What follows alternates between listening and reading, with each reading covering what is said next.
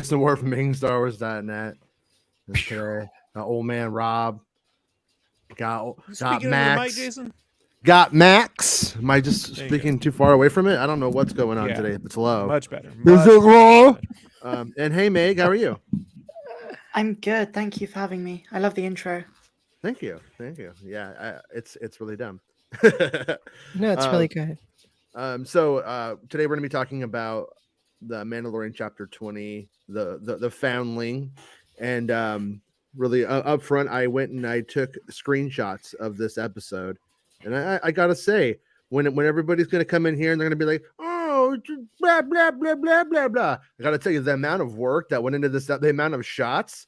Yeah, Stranger Things probably has a quarter of the amount of shots, Rob, that this episode has. It broke my back trying to take the screenshots of it because Stranger Things has 3 times the amount of script, Jason. So no, it doesn't. It has fucking 80s. Oh, look, the kid with the weird face. Yeah. But yeah. No That's kids the with weird perfect faces summary in of this Stranger one. Things. What's that make? It's the perfect summary of Stranger Things. 80s. There's that kid with the weird face. That's what. But I mean, no, I'm sure. You know, like what I was gonna say was the amount of work that went into this one. It's pretty nuts. Like there are more shots I think in this than in most movies. And but anyways, yeah. So this episode though, I mean, I think in a weird way was sort of the series' answer to the last episode, where it kind of, I think, knew that people were going to be like, oh, what was that Coruscant stuff with the weird guy? Like, why are they doing that? So this one right here felt like a season 1 episode to me. It felt like largely the first season to me. I don't know if you guys got that same vibe, but it was like, oh, here's the thing. A monster steals a child. We're going to go save him. Simple. That's pretty much the entire show. Yeah. I mean, it's pretty much like that's the summary of it, right? I mean, at the end of the day, and so it's not like really like a ton to say, but I mean, a lot of the like some of the shots are like these ones, like the environmental shots are beautiful, but then when you get down to like the shots from the other episodes, it looks a little like the year 2002. If you're going to see like a movie like Gladiator, like a CGI heavy movie, like from back then, it kind of so it's sort of like it is kind of all over the place. I'll concede that, like Attack of the Clones. Like Attack of the Clones. So am I gonna fault Star Wars for looking like Star Wars? Not really. No. You know what I mean? Right. So. I like how they're shooting at the water. Yeah. No, those are the Mandos that are out there. They're drinking a 12 of BLs, and they're just shooting at the water, man. What?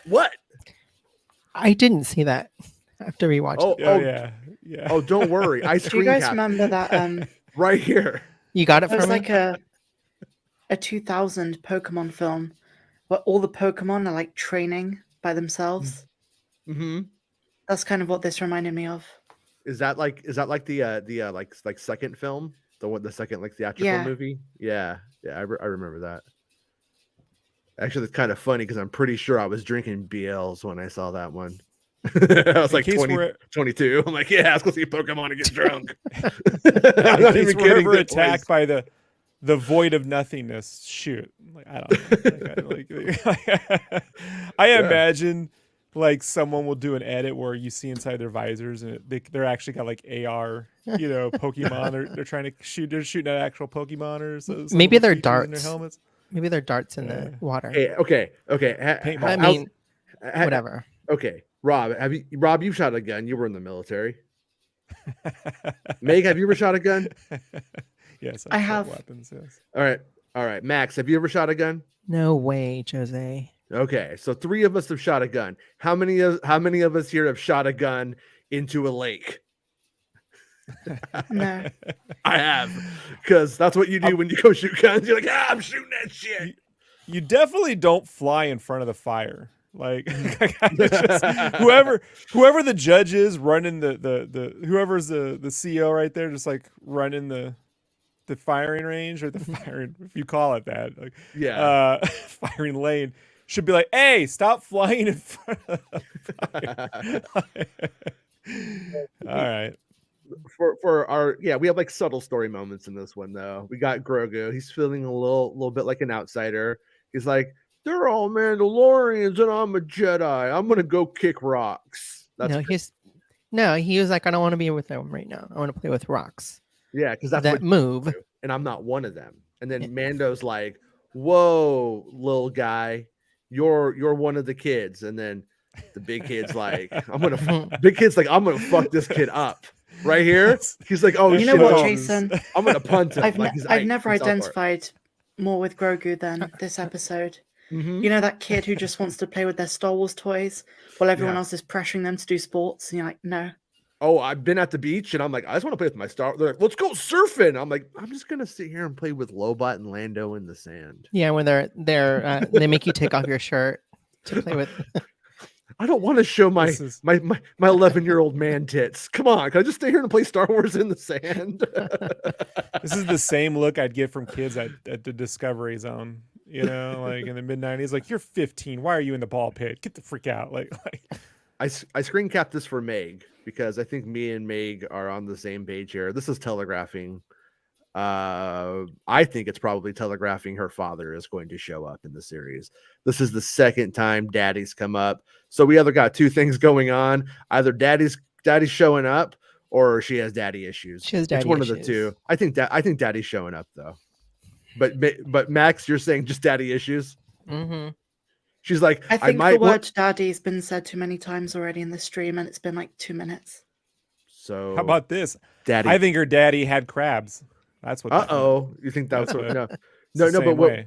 But I mean, do we think? I mean, I don't know. I'm speculating that Christopher Lloyd's going to show up and he's the long lost father, and like they thought he was gone, and now he's like, he just went out to get a pack of smokes and he's come back 20 years later. Oh, Mandalore's back. I'm ready to rule. And she's gonna be like, no, Dad, go back to the trailer. Maybe it's both. Maybe she has daddy issues and he's showing up. Ooh, that's the best kind. You know, if The Mandalorian was a British show, this is when Bo-Katan looks at Grogu and says, my dad was a twat too. Yeah, pretty much. And because you know he's gonna he's gonna make this little guy go fight. He's so cute. And he's got a little wrist rocket on. He's like, okay, I'm gonna do this, man. I had a bit of an asshole moment. I was like, why are they making him fight? But then I'm thinking, okay, well, wait a minute. Afterwards, a long time after, I was like, well, wait a minute. They were training him to be a Jedi, so he was eventually going to fight anyway. Yeah. I mean, he's gonna. Either way, he's gonna have to get in there a couple scraps. You know what surprised me though in this scene? He got shot with paintballs twice. I mean, yeah, but Grogu completely outsmarted him. Did the little jump. He should have whispered into Ragnar's ear, "No matter what you do in life, you'll always be a little bitch." Yeah. And then back to cute Meg, face. He should have jumped on his shoulders, got in his ear, and went, "I get that." Right? Yeah, and then the subtitles are all, "I'm gonna Yeah. fucking kill you when you sleep." Like, whoa, that's what that means. He's so cute. Look at him. He's like 66, bitch. Right? I was order 66. Now I order 66. But yeah, look at him right there. Look at him looking all stupid. This kid's having a bad day, by the way. No shit. This kid gets his ass kicked by the smallest guy in the village and then gets picked up by the biggest thing on the planet. Like, shit's just not going well for him. So. Kind of reminds me of the conversation that me and Meg had about the train station. Mm-hmm. Remember? Oh my gosh. Explain. They don't have one person. Look, they don't have one Mando just on perimeter watch, right? Like, and then he drinks. They say this happens all the time. You don't have one person just even the 12 BLs, people, Rob, and he started shooting. Even the sand people have someone on up on the ridge up there, you know, like like something, dude. No. All right. No, like okay. I said, they were drinking Bud Lights, dude. Okay, and it gets crazy. Zima. They got classy. The armor has Zima on top. But anyways, what was the train story, you guys? Is this the story about the guy who took my hat? Yes. Okay, so I was I go past the station, or I did back in the day, where there's double doors on the underground that close. Mm-hmm. And there was a football game, like a soccer game, and the away team fans who are from the north of England didn't realize that there are double doors. And one of them snatched my hat, like, because I used to wear like beanies with the little dangling thing at the end. Okay. Don't remember what they're called. Anyway, so yeah, he's kind of causing havoc and shouting and everything. And the first set of doors close, and he thinks that's it. And he has his head out the second ones, and then they slam into him, but he doesn't realize they're automatic sensors. So it just keeps smashing into his face until someone pulls him into the train, and then he falls backwards. I didn't get my hat back, by the way. Yeah, I don't know if you would want it back at that point, but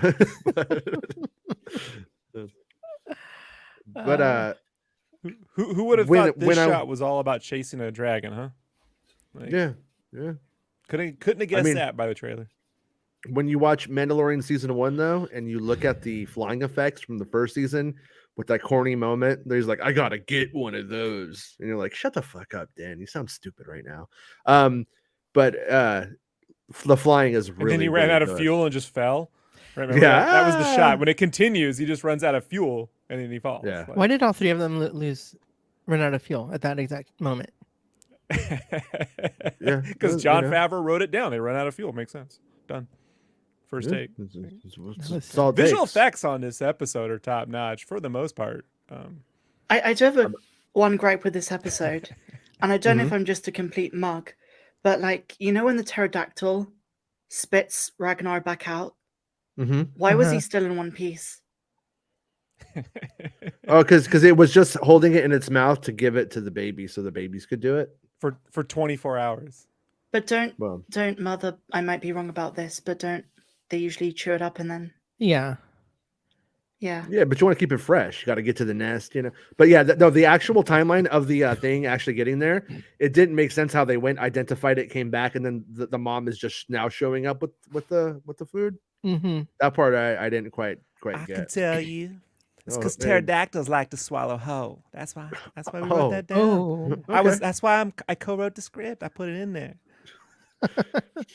we gotta it's stop sort of you. A big goal. You know what I'm saying? It's a big goal. Right. It's good. It's illuminating. Thanks for letting us. This shot is fucking great. That's one of my favorite shots in the whole series. Is that shot that I don't know. Is that the Apocalypse Now shot that was ripped off by Dragon Force? Well, no, the Force Awakens ripped off the that shot, and it didn't even have a place to put it in. They just made up where it went. It was originally for Tatooine, then it became Maz Kanata's planet of Takodana, I believe. I think that's how it went. But this Can't is forget that's called Takodana. I know. I know. It's like, is that an ode to the best fucking piece of vagina that what's his name ever had? And the fact that they didn't have a Taco Bell deal at the time blows my mind. Yeah. Blows my mind. But Donna's Taco, something J.J. Abrams will never forget. But anyway, it's a good shot. She chased after that, didn't shoot it, and then flew back, and then they all waited another day to go get them. Yeah, and I'm with you. I think that this is that like the dragon is sort of a hybrid of Dragon Slayer, which I think Phil Tippett did the Dragon Slayer, which Phil Tippett I think did the Dragon for as well. So pretty metal, if you ask me. Yeah, then we got the guy who plays Paz Vizsla, I believe, is the same as one of the dudes who played Darth Vader. But man, they make him look pretty portly in this, don't they? And his helmet like needs to be bigger. Wait, say that again, Jason. Portly? No, wait. Did you say someone who plays Darth Vader was playing Paz Vizsla? I think so. I think it's sometimes it's the same guy. Oh, you mean the new Vader? I thought you meant like from back in the day. No. They're all dead. They're all dead. Yeah.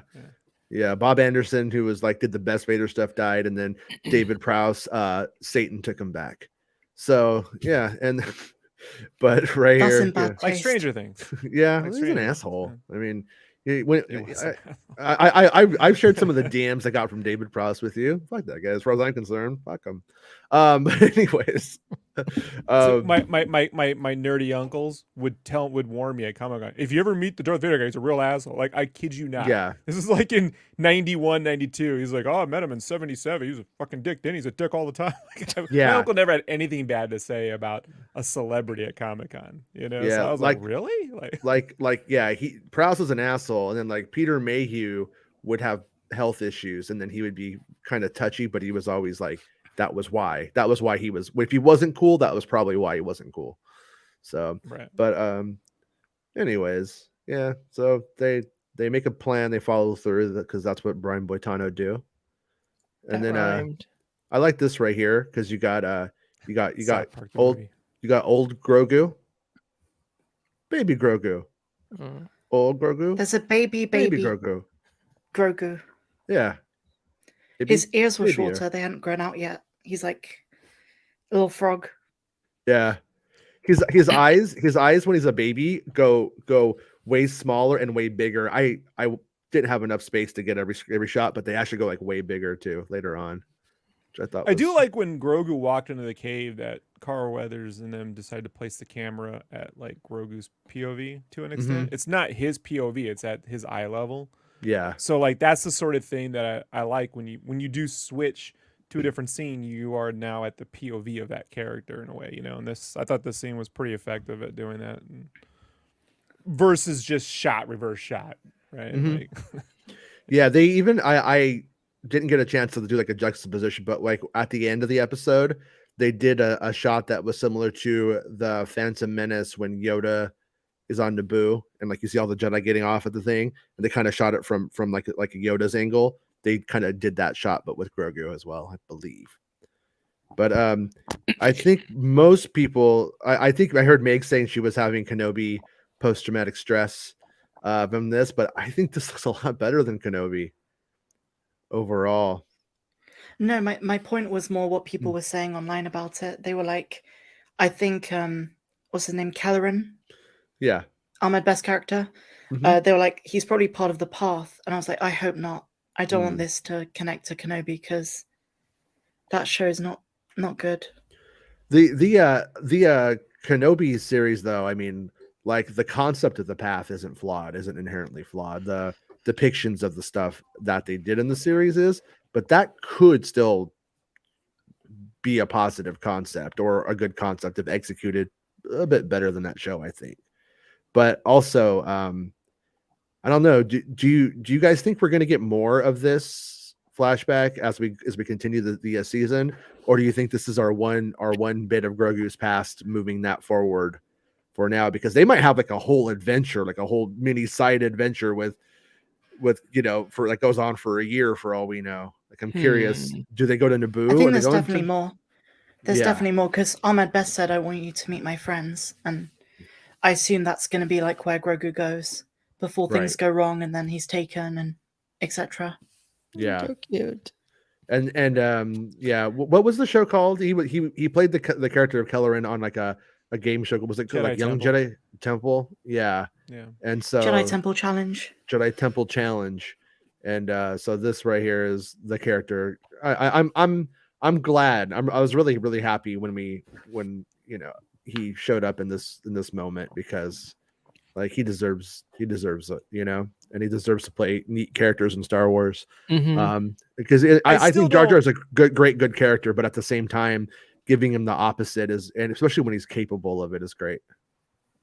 Yeah, well, we had joked, maybe Jar Jar should save Grogu, and this was the better deal out of that, right? So yeah, we're not the only ones. Many people made that comment, but that seemed to be the smart move. This is still one of those things where I'm like, so 4 Jedi stand there and 2 clone troopers just gun them down in 1 second. Like they weren't even like.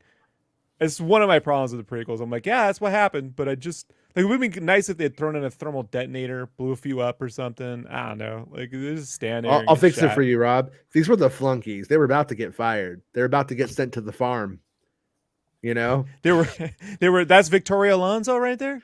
Well, right here, that other one's David Lindelof. This, they all made guest appearances. Like this Jedi bites the dust in the elevator, and then Grogu has to take an elevator ride with the dead body What if the body had fallen and it couldn't close because like it's just like douche, right? Like Meg, like that asshole stole Meg's hat, right? Douche, douche, douche, right? You just see Meg's little thing dangling. Yeah, Grogu puts on the hat and then it goes. Her little thing dangling. I heard that too. Me too. Yeah. But yeah, and then that's how Kelleran gets the second lightsaber. Oh, and right here, no. If you've been following the show for a long time, we had I got some shots from the Mandalorians that I went and took, and it was this elevator. And if you remember back in the days, so like I pulled it for the and put it in here so you could see it later on, but not right now. But yeah, it's so we were actually looking at the Ahmed Best elevator, and I think about the same time we had Ahmed Best on, ironically, you know. Yeah. But there he is. I was really happy to see him. Me and Bespin, we were kind of having like a conversation about this morning, because the people who are really, really deep into it, right? We know who that is the second we see him. Like, that's Ahmed Best. We're happy. We're proud of him. We're glad that he's getting to play a cool role in Star Wars, that, you know, people will be like, you're badass. Like, he deserves it, right? And then but then you have the other people, like the TikToks. The TikToks are just like, who the fuck is this? Why wasn't it, why wasn't it Plo Koon and Kiadi Mundi? And it's like, when I'm like talking to him about it, and I'm thinking about it, I'm just like, you know what? Like it's like, I use this analogy of like a swimming pool where we're like 8 feet in the pool, right? We're all the way down on the deep end. We're like, that's Ahmed Best. Fuck yeah. They're like right here in the 4 feet, and they're like Kiadi Mundi, but the average viewer, they're just putting their toes in there. If you make it Kiadi Mundi, Barriss Ophi, they don't know who the fuck that is. So it's like, I still think it was a good choice. I still think it makes sense. And I'm the fake Star Wars fan. You are a fake fan. Yeah. Yeah. I do think this is all dope. I think this fight martial arts really faces. would benefit. The dude knows his martial arts. I do think this fight would have benefited from having Nick Gillard back a little bit, right? Mm-hmm. Like, it would have been nice to see, versus just the standing there blocking things kind of thing. Well, but yeah, I think he would have been good if he was lightsaber fighting other people. Otherwise, it is just right to some extent it is a dance. But he makes some good fucking Bruce Lee style fucking Jackie Chan. What the fuck did you just do? Faces like right here, and look at that shit. He pulls it. Yeah. He's pulling it. So like, look at a little Grogu in front of the elevator. Look at a little stupid face. Kelleran was kung fu fighting. Yeah. Grogu was sitting watching. But see, look at that shit. I like the faces. Well, I was like, it's good. It's good. I'm telling you, had this come out in 2002, Dave Chappelle would have spoofed this 100%. Mm-hmm. Like this would have been on Saturday Night Live. Didn't they do one? Didn't Dave Chappelle do one with the Jedi having like a Catholic Church molestation issue? I think there was an episode. Haven't seen it, but guess what I'm doing right after the show? Yeah, I believe there was. I think there was a sketch like that. And yeah. Okay, like, this is going to be my biggest gripe on the show, right? The cape wasn't flowing enough. The visual effects are great. Mm-hmm. However, this is not a nitpick, folks. This is basic like visual effects design, right? Or production design. He's supposed to be flying through the air and he's wearing a cape. And that cape, they didn't get no wind turbine on him. They didn't get barely moving. No, it is moving. Yeah, it is. But they did a thing where he's kind of like tucked it on his butt. He's got a butt tuck on the cape. Barely, because they don't have much. And they should have just took it off. They should have took the robe off, or it should have flown off, during the thing. But those digital zoom shots, like where it's like straight on, go back one. That stuff that's this DP, the Dennis Cooley or whatever, the guy who's been shooting it. It's like the third time we've seen this. That's not going to hold up very well. It's not. Yeah, but you know what holds up forever is Grogu in a fucking sidecar. That's what holds up forever. That's what I'm thinking. I mean, Grogu's in Robin a was in fucking a sidecar. I don't. I don't see you. Oh yeah, that was like the best thing that Robin ever did. But it's cool because like right here he's fighting, and then Grogu just goes over and flies his little pram into the thing, like, and makes it a sidecar. He's just like, yeah, I know. He just doesn't. He's just like, yeah, I know what to do. He just goes and does it. It's pretty funny. It's very subtle, but if you watch it, it made me laugh when I was doing the screen capping. But yeah, the actual flight though overall is fucking good. I think it's in actuality is at a higher level than at the Attack of the Clones speeder chase. Love the shot too of this motherfucker coming at them. And then they like the two ships crash into each other. That was something that's kind of confusing because they don't show the actual like crash, but I guess that was maybe because the shot I liked was when they're up in the air and there's those platforms and the camera like goes like down like diagonally when it goes under the platform. When that was an excellent shot. Yeah, that was an excellent shot. Look at this. This is one of the nicest shots of Coruscant they've ever made. This reminds me of what the paintings during the 1997 like Coruscant stuff when they were showing like what it was going to be, and it didn't really look as good as some of the. This is it. I was very happy with it. So. Yeah, and in classic George Lucas prequel fashion, the thing you're looking at sitting center of the screen.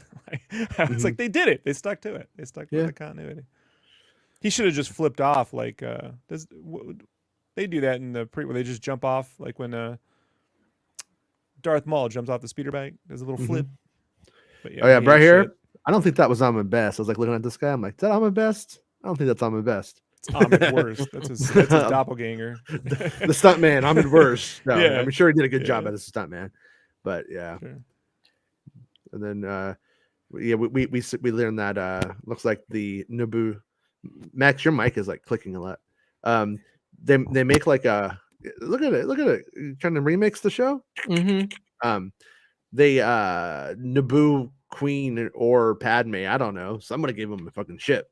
I don't know who his friends are. But they hook him up, and then I skipped a couple shots, but whatever. We get right over to the armor. And the armorers made him some new Mudhorn armor right here, and I kind of don't understand it. Like, is he really supposed to walk around with a fucking like giant plate under his shirt like for the rest of his life? He's got a wrist rocket, mithril armor, a big plate. There's not a lot of Grogu to go around for all this shit to fit, you know? What I mean? Yeah, like, it's like he's got chainmail underneath, you know. It's one of those things where you're like, come on, there has to be something else you can do, but they're just no, you just go with it, right? Like, okay, but it's starting to build up, Jason. I was considering like when I was looking at this, I'm like, I think they're gonna make him a bit bigger than Yoda and Yaddle when all is said and done. Bigger in what way? Like Yoda and Yaddle are probably old, so you know, old people tend to kind of shrink a little bit, and I think they're gonna make him actually like 3.5 feet tall. Talk about this, Jason. We was calling him Go-Groot on set. He's gonna grow like he's gonna be a big green tree, little jolly, jolly big guy. Yeah, he's gonna be the big Yoda. A big old green bean. Yeah, Go-Groot. Gonna be good. Can't wait. Yeah. Oh, this is my favorite part. I showed him how to use a hook. Like, it's cool. You just get your little lasso, you throw it up there like Wonder Woman, climb up the rock. Yeah, this right here was basically what the Bespin Bulletin was writing about, the giant rock wall sequence. We didn't know what happened there, but now we do. Santa asks, are Bo's new armor pieces what you heard about, or should we? I mean, you tell me, man. I mean, like as far as it goes, I know she gets Mythosaur armor. I mean, in terms of like the box checked, but I think there's a lot. I think there's still more coming. I'm pretty damn sure there is.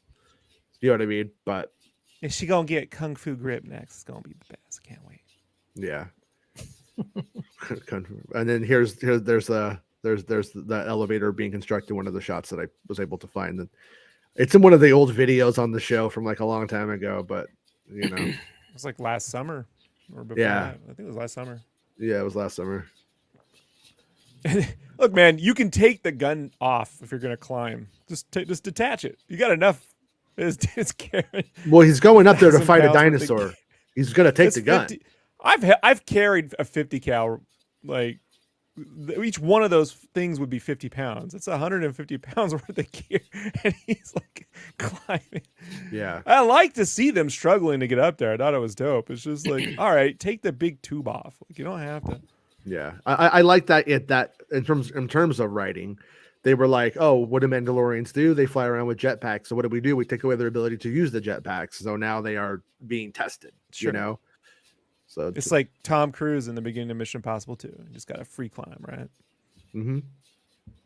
Yeah. And then right here we can see our little owl pauldrons that she's going to lose during the fight. You think if the bird knocked her helmet off, they would have been like, "You're out of the club!" Like yeah, yes, you know, like right there, they just disown her. You got apostated, bro. That's what they would have said. A pause stated, right? That's where pause throws you out. So right here when we first see the nest, which by the way, a lot of these brambles and stuff that made the nest, I think some of this was part of the Ahsoka set, probably the Ahsoka tree set from season 2, some of it. But yeah, we see like a helmet in there. So I was going to ask you that. We know somebody got eaten, and I guess the idea we're supposed to see that and go, oh, the kid got eaten. Like that's what we're supposed to assume. They're too late. He's an apostate and he was eaten. And then he's like, what? There's Ragnar. He's trying to find old Ragnar. He just kind of starts becoming sort of like a fucking Victorian era lady who's gonna need a fainting couch. She's just like, ah! He starts fucking throwing himself around the nest. I was like, come on, man, get it together, dude. And then he almost gets eaten by a baby. I like the babies. I actually like the babies more than the baby design more than the actual like adult dragon design. Mm-hmm. But you know, it's so cool. But she's ugly. Yeah, but look at them. Look at those little freaks, like creepy little fucking creatures. So that's what I look like with my head shaved. Like that. We got the same smile. Fun fact: the actual texture of these creatures was Dave Filoni's ballsack. Fun fact. Dave Filoni. What's that? Dude, cat's out of the bag. Cat's out of the bag. Jason, that's really low hanging fruit. Yeah. Look at, and then did you write this subtitle, Dave? Paz Vizsla grunting. Sometimes I do the effect. I go, ah. Yeah. I can't keep that. That's ridiculous. This is cartoon land. This is good visual effects, but sure. He's just that little boy's been sitting in his belly for 24 hours. They're like, we gotta get there really quick. Let's sleep overnight and eat our Hungry Man dinner by ourselves. Like yeah. Well, I mean, if you were leading the hunt and you got to sleep by the fire, you would too. You know what I mean? You'd be like, hey, you know what? This is my chance to sleep by the fire. You think Paz goes, you could have my brownie, right? And she goes, what? And he goes, no, here, you're my brownie and the Hungry Man dinner. You could. Oh. That's why the kid stunk. Did you hear when they said that he stunk? Oh yeah, he's a stinky little fucker. Well, because he was in the mouth. But I mean, it was, you know, I liked when the dragon hits the water, like the actual splash. I don't know if that was like a real splash that they filmed or whatever, but it was looked real. This is all real. Oh, it's all real. And then he gets eaten. Then he gets eaten by that thing, one of those things from the first episode, which nice callback, I suppose. Later, Gator. Later, Gator. And then Paz meets his little boy again, and he's all happy, and they're all thank you. And Din's like, I want my son. I want my kid. I don't think Din was even thinking about him, honestly. Yes, he was. I think Din was just like, you know what? Whatever. I stole this kid myself. He's my kid. Okay, and they all wrestled them. I'm pretty sure those things off the nest. Like they flew the ship up. They flew the ship up. Yeah, put the thing down. They used some meat, lured him in, beat the shit out of him, sedated him. I feel like there's a 30-minute episode just trying to make that happen. Like, yeah. Somebody at Marvel has to write that right now. They're like, and then they use dinosaur meat. Loveness is on it right now. Loveness is on it. So, yeah. Then we have the armorer just being like, "Oh yeah, sure. You'll see things." It's like when you go on a date and your date's like, "I see ghosts," and you're like, "Oh, I bet you do." Cool. You know, she's making a face underneath her helmet. Oh yeah, sure. Yeah. Okay. Crazy. Mm-hmm. Real Sixth Sense over there. But yeah, but right there she has like her first like armor piece from the Mythosauur armor. I do think that there's more to come. Like I said, I think she's going. I think the Mythosaur's going to come back for the end fight, but something like that. And then she's all, Bo-Katan's all, but it was real. And then they're like, yeah, okay. She's like, mm-hmm. And then at the end, she's like, but at the end there, she's just staring at it. So there has to be a follow up. Like that's a promise to that there's more to come on this. Otherwise, you don't do those profound moments. I don't think. And then directed by old Carl Weathers, old man Weathers. I think he did a good job. He did. Yeah, he did a good job. Mm-hmm. He did a good job. I thought that concept art shot was better. I do like that, where Grogu's all huge. That's amazing. How you get Thanksgiving Day parade.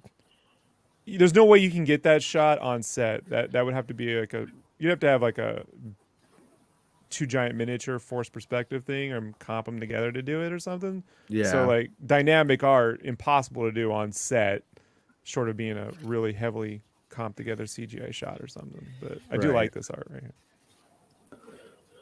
Yeah, and this stuff right here is all pretty much like what we kind of got on set, or whatever. And but the art of this season is going to be if they do make an art book for this season, it'll be a pretty good art book, because it's just like I can look at Mandalorians fighting dragons and shit all the time. It's kind of hard to. I don't get really bored of that. Well, they're chasing dragons, not fighting too much. Hey, Chasing Dragons was your band, and I'm going to tell you guys kind of sucked. But they might be giant. They might be dragons.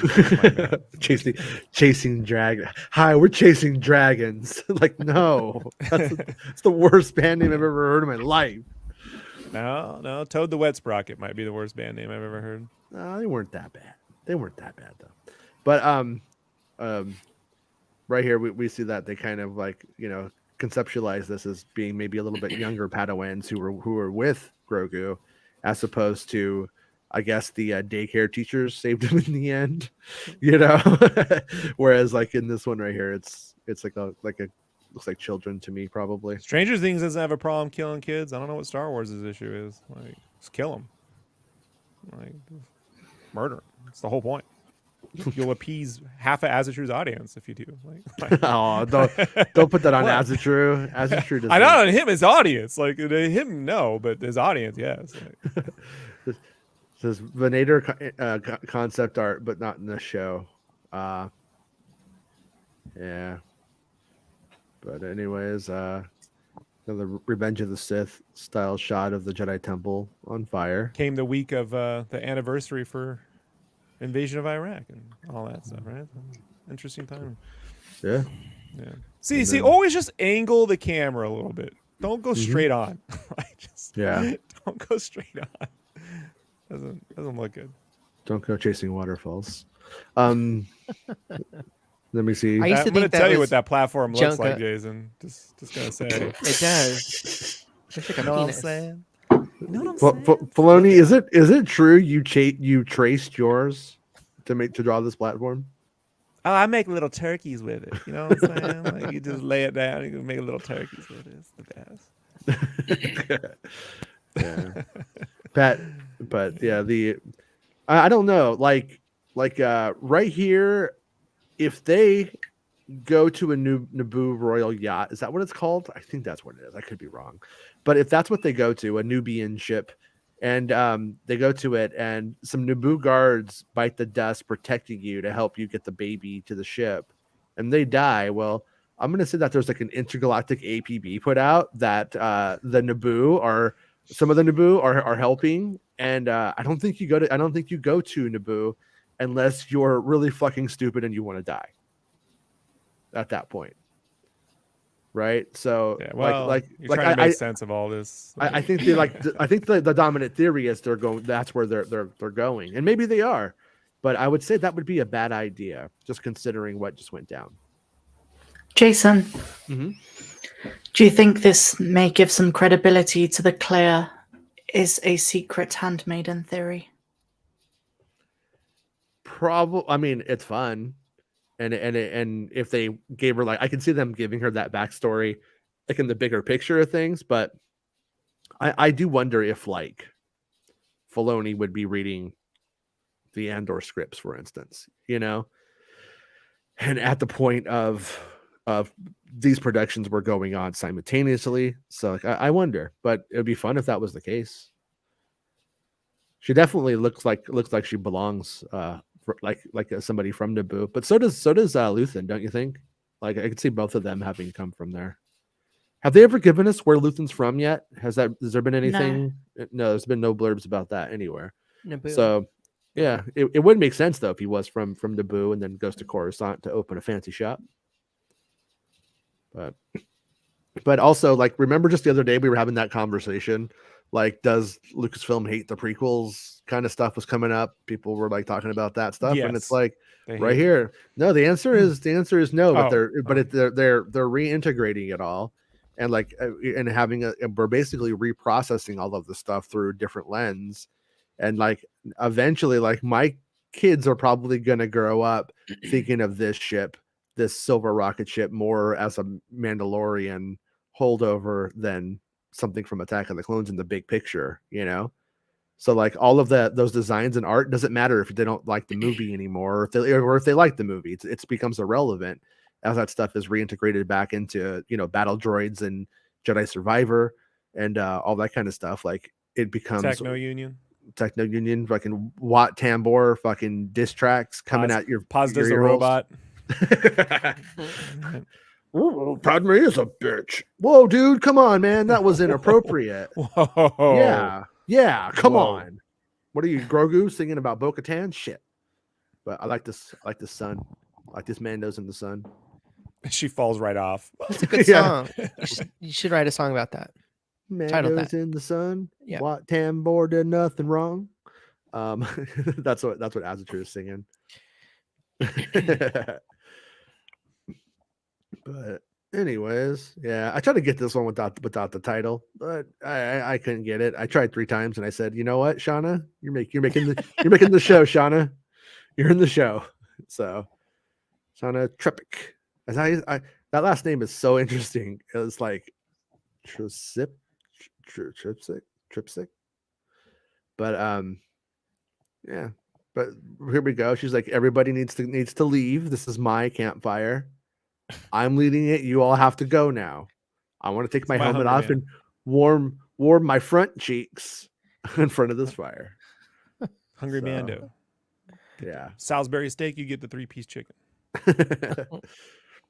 Yeah, and they did I actually this shot right here with the ropes, that was like maybe the only like they did like a lot of motion blur and a lot of like momentum in it, but we never got to really like feel, I thought, like the ropes go around the dragon that you see like when you look at the concept here. That's like maybe one of the things where I'm like, I like the concept depiction better for sure. And then these little weirdos, those were little weirdo freaks getting off the boat. Little Jawas. Yeah, look at them. Whoa. Oh, that was it. No, every time I look at the heads, I think of testicles. Thanks. Oh, hey, Dave. Oh, Dave just showed his face. He just heard the word. If you say testicles, he's obligated to return. Like, yeah, he has no choice. It's part of the creed.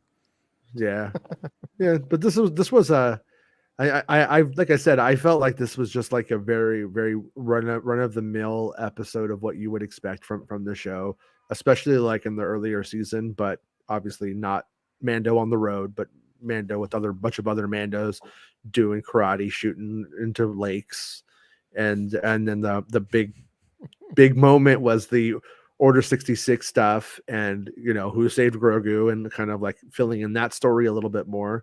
But it is ultimately a story. Like when people get over the fact that like, oh my God, it's that thing I liked from that other thing I liked from back when I was happy and a child. Like, oh yeah. With that, no, but when you get rid of that side of it, at the end of the, it is sort of like, what does it matter who saved Grogu? Well, I mean, you're curious. That's what. So, but at a certain point, it does sort of become like, what does it matter? So I am hoping that as that narrative moves forward, I'm hoping that it becomes more compelling than like who saved him.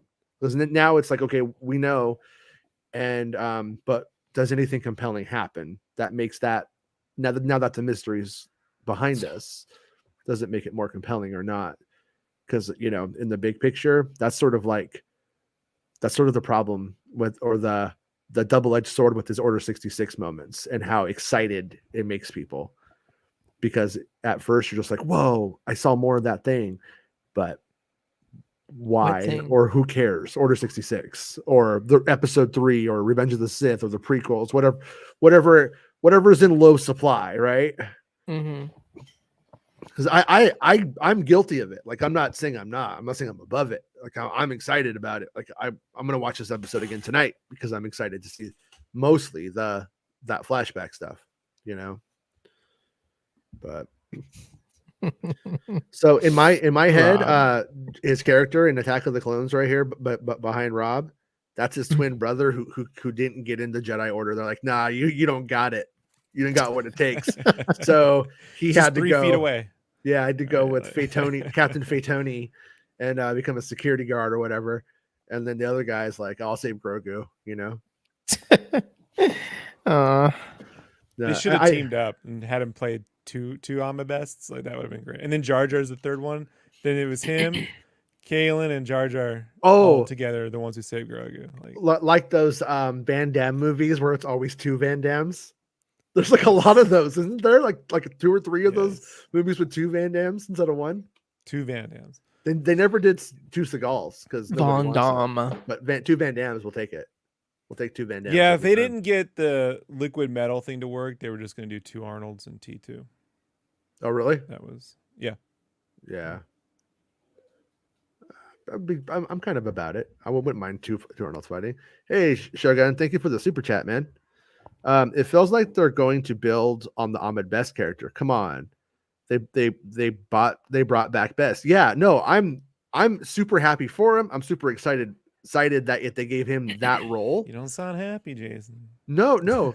I'm saying now that we find ourselves at this point, it's like we do need there just to be, shove all the rest of the story into 3 episodes. Just shove it in there, right, and get it done. No, I don't know. This season could very well, like when Jon Favreau said season 4 is already written, I'm like, if this were like a normal, let's say 13, 18 episode season or something, whatever, it almost wonder if the storylines are like, it's a 2-parter. It's not really a complete story in the season. You know what I mean? Like 3 and 4 is kind of like one long season if it were, but it's closer to. Yeah, when you get down to it, like we're like mid-season now. We're 4 down, right? So now we have like 4 more to go. And I think we kind of know, we basically know what's in the rest of the season. When you get down to it, something's going to happen now on Navarro, and they're going to answer the distress call as the pirates start harassing the port of Navarro again. And the Mandos are going to go there and aid them. They're going to visit the little guys again and go to get a part, I guess, and then make the mech. And then we're going to have Gideon's going to show back up, and the shit's going to get ready to go down. They're going to go, and they're going to and then they're going to have the big battle once they return to Mandalore on that icy lake, or you know what I mean, kind of thing. And that's where I think she is going to ride the Mythosaur and pop out, and then everything's going to be like cool. But that's my guess. So yeah. Wait. But the thing about it is are they going to bring back any more of the Grogu story this season? and I kind of doubt it. But then again, I kind of doubted didn't know when we would get this in the season, anyways. But it does kind of seem like maybe like next season there will be more of this, and maybe this was like the setup for it and what happens, because I think he's gonna have to die, right? He's probably gonna end up like leaving Grogu somewhere and like having to sacrifice himself to save Grogu, and then eventually Grogu's gonna end up getting the Pershing treatment, right? Tested on and stuff, and gonna get his memory wipes or messed with, and then Luke Skywalker restores it later on. But there's a long time though, right? There's like 25 years of story that they could put there. It could almost be a spinoff of Ahmed Best and Grogu's side adventures. Not that they're going to do that, but there's enough space there. If they give him a helmet, when do you think that would happen? Like much later on? Yeah, like when. Well, it says they say he has to speak. That's one of the things that we learned in the episode, right? Yeah, obviously he's trying to, like, slowly. He's trying to, and then the Paz Vizslas kid, he's probably 12 when he takes it. When he says so he not only can he say it, but he has to, I think, be ready to, or So 250 more years, because the way Grogu ages. That's when he puts on the helmet. Yeah. What? He's been 50 and he's like a 3-year-old, right? Or a 4-year-old or 5-year-old, right? We're like saying like every decade is a year for him, basically, right? That's kind of where we're at. Like he's about 5-6 years old, so who can't speak. Yeah, but it definitely doesn't look like they're trying to wait. Yeah. So I think it seems like they're maybe moving to gear him up, everything in the helmet last. Like, you know what I mean? Like he's gonna get his. He doesn't get to keep his little paintball gun on his hand, right? That was just for training purposes, right there, correct? So, I mean, but he is wearing like a giant Marty McFly Back to the Future Part 3 oven front on his tummy right now.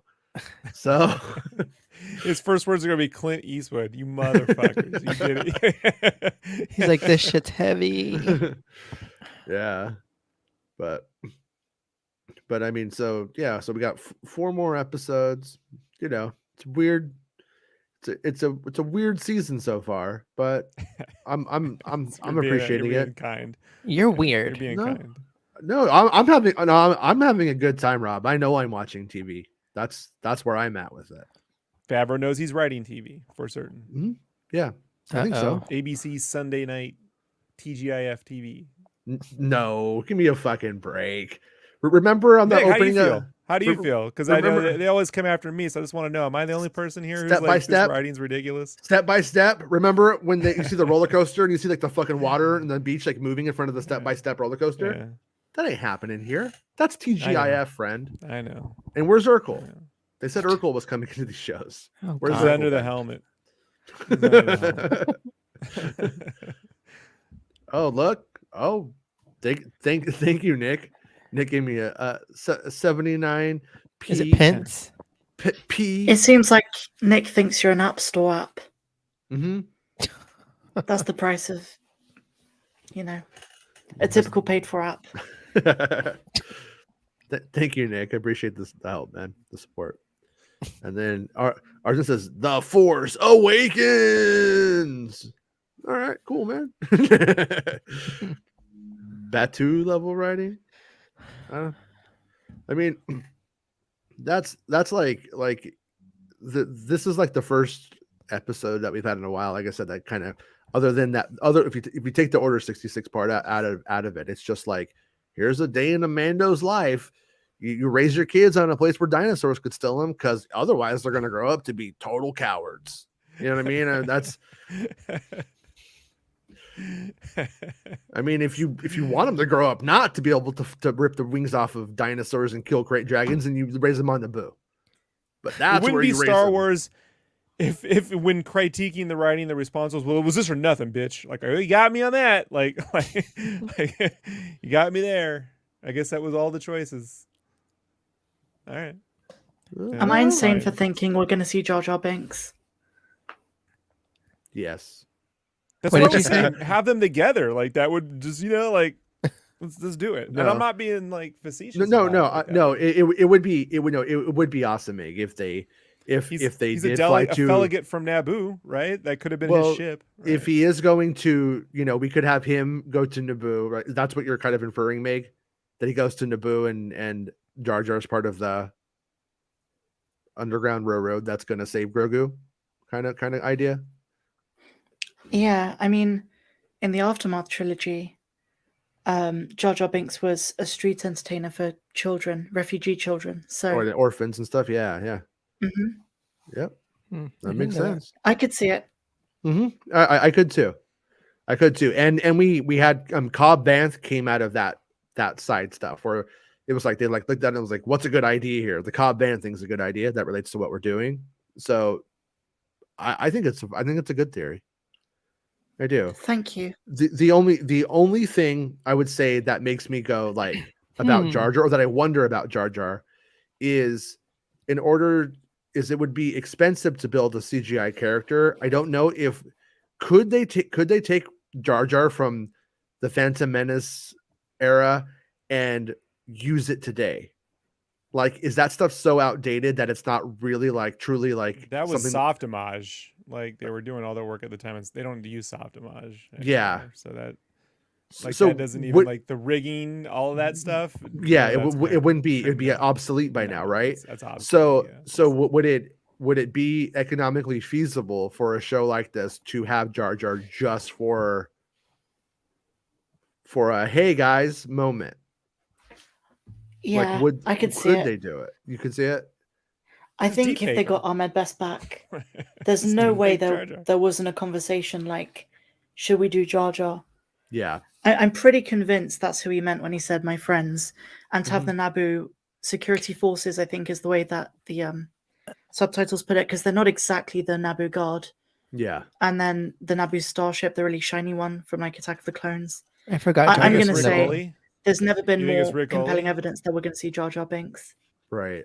I don't know. I think Rick Oley, you'd be like, look at the size of that thing. And it's like a little guy, right? Like he plays on it. It's small, right? Well, what if he's all, where were you guys? And they're all, we come from Coruscant. The whole planet's a big city. And they're like, yeah, it's that place. Hey, you're only catching on. They're like, you know what? They just took the shots of Rick Oley from the other film and they just sliced it in. Rick Oley. That's his name. Oley, right? That's his name. It's from Naboo, bro.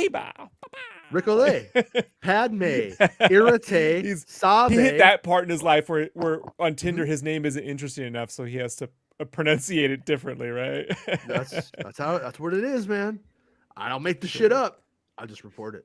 I had a friend whose last name was Gabbard. Padme. I had a friend whose last name was Gabbard, and he was like, all of a sudden, after 20 years of friendship, he goes, "It's Gabbard." I'm like, get the fuck out of here. So like, I took him up to LA to go see Drew Goddard speak, right? That 10 Cloverfield Lane, right?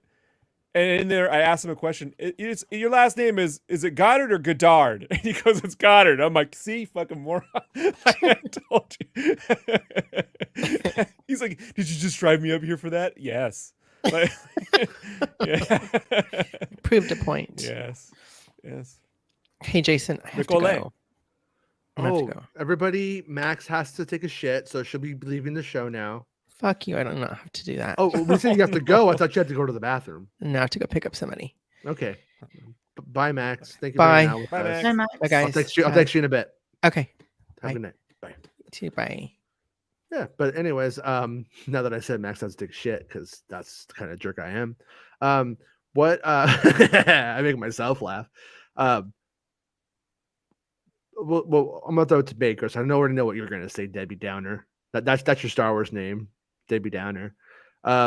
Meg, good episode, bad episode, so episode. Where are you at with this one? Good episode. I think I preferred last week, but I'm giving it a chance. 4 episodes to go. Let's kind of see the direction they take. You know, if Jar Jar Binks shows up, I'll forgive everything else. Right. Member berries. Even if you have to wait. Gets us all, huh, Meg? Those member berries. Exactly, member berries. They know it. All right. One last prediction, Meg. Is Jar Jar this season or next season? Definitely this season. Definitely this season. Okay. I would go as far as saying it might be in the next episode, if I had to guess. I hope so. I mean, I hope. And if you're right, you will be at the same level as me when Ted Lasso kills himself this season. I'm convinced Ted Lasso is offing himself, and that's going to be the end. It's not that kind of show, Jason. No, it will be. You're going to learn about some reality here. They don't allow guns in London. If you were in Kansas, sure, but you know. No, it's going to be pills, bro. Pills. So Rob, bad episode, huh? Bad? No, just really dumb. Like the writing is really dumb. Like it's fine if you want that, but it's not. It's just ridiculous. It's just ridiculous. It's ridiculous. Metal. They say things like, "Hey, these things take us all the time. They pick us off like flies." I'm like, you don't have anyone on a lookout? Like you don't. I don't know. Like it's that Filoni. Look out for yourself. It's a Favreau thing. It's a Favreau thing where he has a character like Boba Fett just walk to town every episode. Like there's this weird thing with distances. Like they all their fuel runs out, and then how many hours would it be to walk that back? It had to be several hours. Or does she come pick them up in her ship and pick them all back up? I don't know. Like I'm getting a text message. But it matters. I'm getting a text right now from Favreau. He says, "Who gives a fuck?" is what it says. Yeah, well, he doesn't. That's who. Like, he doesn't. It doesn't matter. That's why I said, like, don't worry about what they do as a movie because it doesn't matter now. It doesn't matter. None of it matters. As long as ILM does their job, all is forgiven. Right? So, member berries and ILM will get Star Wars through. So, I mean, do I want walking explanations or do I want to see Mandalorians fight dragons as soon as possible? They could have just kept that thing going. Dragons. You know, where like they, you know, like. If they were running out and they all jumped into her ship while she's in midair and then they go after it and then she's like, oh, it's down there and they have to like back off and then go up. They could have continued that through. It's the pause and wait and then go back and then 24 hours. It just bends credibility by Star Wars credibility, not by like Daniel Day-Lewis, The Last Mohican credibility here. I'm just talking about like their own cartoony Star Wars credibility. It's ridiculous. Like, so... Yeah. Fine, no, but they wrote it for a 9-year-old who knows who Ahmed Best is, I suppose. But okay, well, the stuff like for me was the stopping and crashing out for the night. That's the part where like come on, man, that's like, where it's like if they had said here's ways you could have gotten around this. You could have been like. They hunt during the day, but they eat at night. So we got to get there before nightfall. And so when you see the sun going down, there's like a ticking clock, right? Like there's like they got to get going. Like there's a count. There's no, just say, man, don't worry, man. It's just, your kid's going to sit in the fucking dragon's belly for 24 hours. Guys, oh man. Well, Rob, Jonah lived inside of a well for very long, for many days. Right? Pinocchio wasn't in that fucking whale that long, bro. Jedi Mike says 9 out of 10. Still for Amanda 3 episode, not an 8. So I'm happy for those that enjoy it, and I'm not being facetious.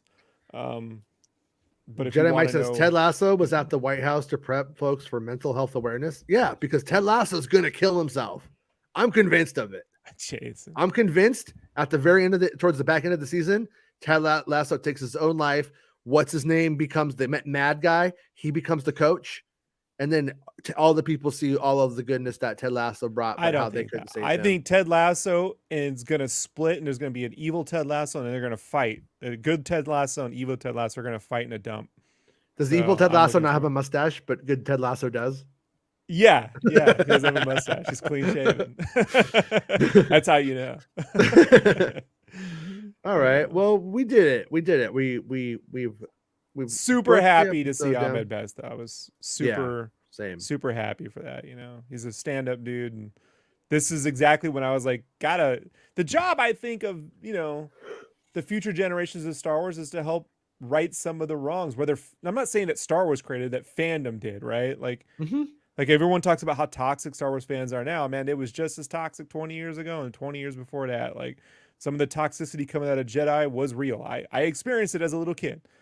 The prequels was not much better in a lot of ways. I mean, remember George Lucas, R word, my childhood. Remember that bullshit? Yeah, so, and in the 80s, everybody was wearing really short shorts with one testicle hanging out the side. They didn't have the internet, so everybody was just like, "Dude, I didn't hear what you said. That was really offensive because your balls are hanging out." And then they just kind of moved on. And then, but they look just like those dragons. They look just like those baby dragons. Yeah. Dave Filoni. 80s kids. Dave Filoni's like, "You like my 80s shorts? I'm wearing 80s shorts today. Today's Throwback Thursday at Lucasfilm." No, Dave. No, Dave. And he's got his little hat on. His cowboy boots. So, Jason, if I've got this straight, you're saying we need more people with their balls out. Yeah. Because I mean, if you put your balls out there, then you're not really out there necessarily like ruining people's good time, unless they hate balls. I do wish, man. I do really wish this season really it breaks my heart that Cinefex died during COVID, because just getting a detailed breakdown of this season from the visual effects department would be amazing. I know, it's almost like, wouldn't it be cool if they made a thing called StarWars.com and they maybe like, I don't know, uploaded some articles and pictures about Interviewed. The stuff. I mean, it's like, and that would be cool. That would be a really cool thing. Or we could just go, how to make Mandalorian cookies in under 72 hours. We could also do that article instead. You're bringing my high down, Jason. Don't complain. Be 8 years old. Love everything. Yeah. Balls. No, all right. No, it is. I mean, it is. I mean, it is like, it's fucking cool. It's fucking cool watching rocket people fight fucking dinosaurs. I'm there for it. It was fun. If the whole show was this all of the time, then I'd probably get bored of it. But every season we're gonna do some cool monster fights right now. It's pretty neat, pretty good stuff. But I'm looking forward to getting on to the next stuff. I'm looking forward to the Ahsoka series and stuff like that. And then today I put up an article on MakingStarWars.net about a director from House of Dragons, not Game of Thrones, House of Dragons, Patel, who is directing an Ahsoka episode, and that's up on MakingStarWars.net if you want to read it. And my buddy here, Star Wars Meg Nog, covers everything every day. Good. Today I woke up, watched Meg's video, said, "Okay, Meg, let's do this." So good stuff. So Meg has a bajillion subscribers, so you probably are all already subscribed. But by all means, if you haven't, you're an idiot. You should just go subscribe to our channel now. Unsubscribe and resubscribe, just so we know how many of you are actually. Don't do we could see that way. That stutter. It could be great. Pig's like, what the fuck? what was that? Resubscribe, it was like but just a fraction of a percent went up and went down. She's like, I didn't even notice that. Spreezy's doing it right now. Yeah. Spreezy's like, yeah. But yeah. All right. Well, me and old man Rob will be back tomorrow at 1 p.m. Pacific Standard Time. And I'm gonna go now because I gotta go pick up my kid. It's an early day from school. Every day I'm having to pick up these kids. Today is an early day. Every day you're shuffling. Every day. But anyways, I hope everybody enjoyed the episode. Let us know in the comments if you enjoyed it or you didn't or whatever, as long as you're respectful and all that stuff. I don't mind hearing it, and if you want to pick on Rob, that's cool. Really get under his skin. And remember, I like Avatar, and so does Dave Filoni. So just remember that. Yeah, loves it. All right, all right, everybody. We'll see everybody tomorrow. The blanket. And make sure you subscribe to the show. It's a podcast. If you can't listen for 2 hours or an hour every day, all over it. Just yeah. I mean, and if you can't be a channel member, I understand. And if you can, thank you. But if you can't, liking the show, it helps. So do that too, you little weirdos. All right, we'll see everybody tomorrow. Bye, guys. I'll see everybody later. See everybody later on at a different time.